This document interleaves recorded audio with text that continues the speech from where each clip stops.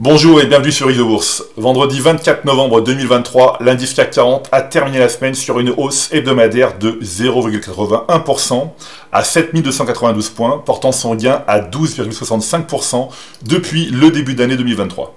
Alors, à l'exception de l'indice italien qui a légèrement baissé, les principaux indices boursiers des États-Unis de la zone euro ont fini la semaine sur une note positive.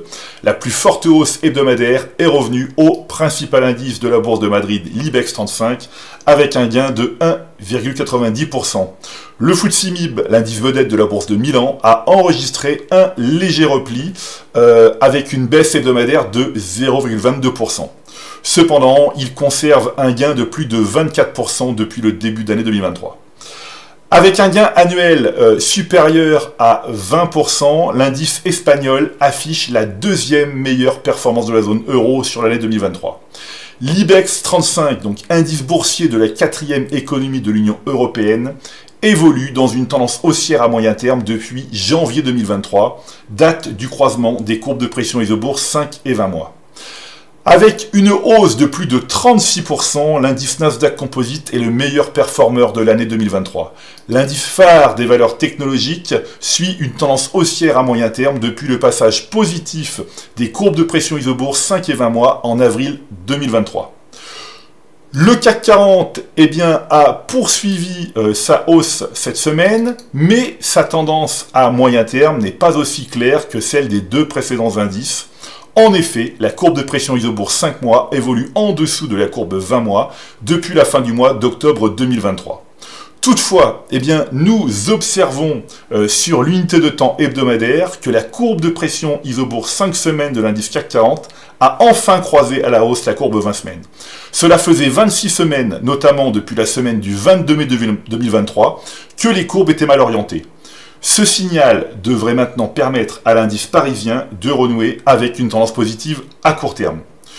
Je vous propose maintenant une analyse du VIX, le célèbre indice de la peur du marché américain.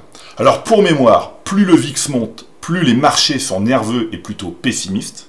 A l'inverse, plus il baisse, plus les marchés sont calmes et plutôt optimistes.